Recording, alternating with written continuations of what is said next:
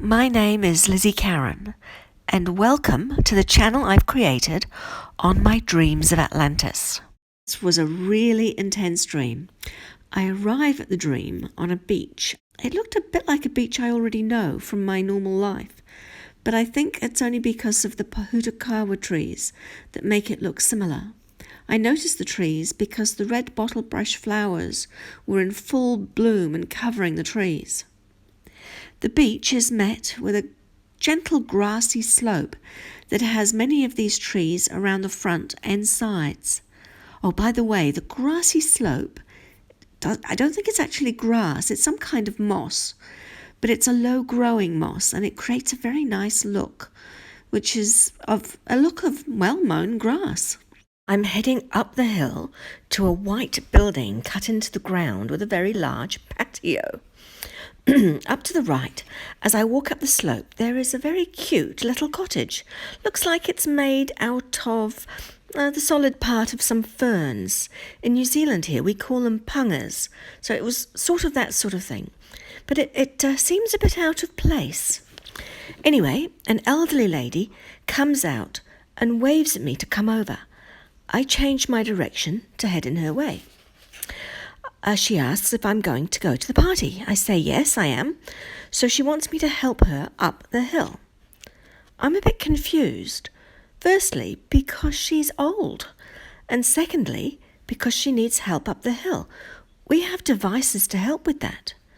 But she seems so sweet, and it's very unusual to meet an elderly person, that is outside of a primitive group, that I just agree to help. But I do want to know and understand why this situation is possible in my world. An elderly person? I tactfully ask her about her situation as we walk together slowly up the hill, her holding my arm to keep her steady. She tells me that she is the last of those who did not want to be young forever. She explains why. She believes that we should not artificially extend our lives or use technology to survive. I'm stunned by her words, but it does kind of explain the strange little cottage and the fact that she's elderly. When Uran first created the cure for old age, that is, many people refused it because they were scared of the change, I guess.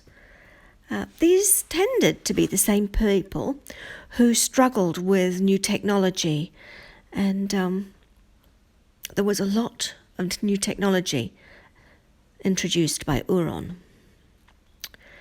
As more and more of the elderly people took the cure, things started to change. After about 10 months, the person starts to feel the change, but it took about 7 years for the full effect of the cure to be seen, so that the person was no longer elderly, they were now young. Because in fact it actually took that long for each person to slowly return to their youthful state as perfect maturity. But it looks like mid-20s. About 40% of the people initially took the cure. Many were just incredulous and didn't believe it would really work, while others thought there would be side effects, or maybe even a downside.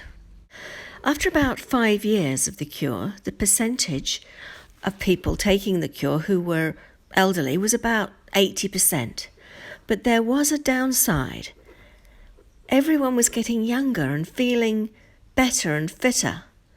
I was only in my mid-20s at the time when all this stuff was happening, so I found it quite interesting when 80-year-old people started going to the same parties as my friends. It was weird. I can't really explain why, but they talked about things in a different way to us. Even though they looked just like us, it just felt different. It took a further 10 years before it started to feel normal. I think the only difference that remained was the older ones had a greater appreciation of being young, and they all had an absolute devotion to Uran. Well, everyone was having sex with everyone. I guess kind of like a celebration. And then, of course, it happened. Venereal disease started to run rampant throughout the population. And anyway, that's another story, because there was talk about someone having been with a primitive, or maybe even worse. And the disease was killing about 1% of the population. So Uran had to throw all his time and resources into finding out how to fix it, which he did. But at the end result of all this was a bit of a less free society sexually. People were encouraged to partner up and remain faithful until this whole disease thing was resolved. And then when it was over, many of them continued in a partnership. And it just changed things a little. Anyway, despite the hiccup, the cure to aging was enormously popular. Eventually, the only people remaining who did not get the cure were the ones who rejected all technology. And the young ones, of course, who didn't need it, because the cure is not given to them until they reach the right age, which is usually between 25 to 30.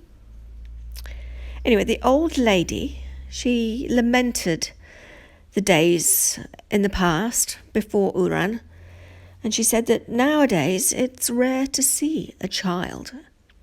She loved the sounds of the children laughing and playing. She said it's not the same these days. I asked when she plans to shed the mortal robe. She said that she has asked her doctor not to tell her till it's very close, enough time so that she can just put her things in place. It will be a sad day when we lose her, I said. For you, maybe, she laughed. There was only one other person that I knew of personally who refused to take the cure. He lived near us before we all built Tantal. He never moved with the rest of us and rejected all the new ways. But he died many years ago. I asked the old lady if she knew him. She didn't. We finally reached the house and joined the party. There were about 80 people on the patio. Everybody knew the old lady, and she was welcomed very warmly.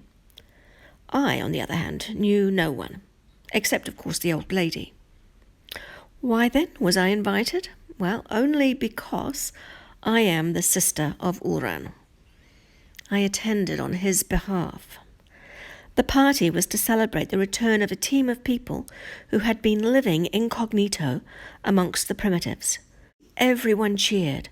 One of the team had even been captured by the primitives and had been through a terrible ordeal. The story that she told was an amazing adventure of mostly good, but the bad was pretty bad. But that would be another episode. As sunset came upon us, there was a ceremony to acknowledge the team.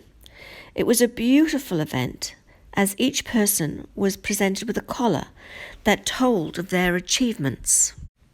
And after the presentation, a collection of tiny balloons with lights inside the balloon were released, and they slowly rose into the darkening sky. So once it's all over, I prepare to leave. As I do so, I look around. The half-round building, sunk into the rock, was all glass at the front. Not windows like we have, but rather a solid glass bubble wall. The door was cut into the rock beside the glass. A large rock-cut platform was out the front, and it formed a perfect patio for the party. As I left the party, the old lady called out to me, "Bye, and thank you." I stepped down onto the green, gentle slope and wandered down to the beach. As I reached the trees next to the beach, I turned around and looked up at the party. The sky was dark, and the area was lit from the lights of the party. Gentle music and laughter still reached me all the way down to the beach. As I passed through the trees to the beach, the lights from the sea arrived near me. I walked up the ramp and into a machine that looked like a shiny fish. I find my seat and watch as the land disappears and the water level rises and we silently sink into the ocean.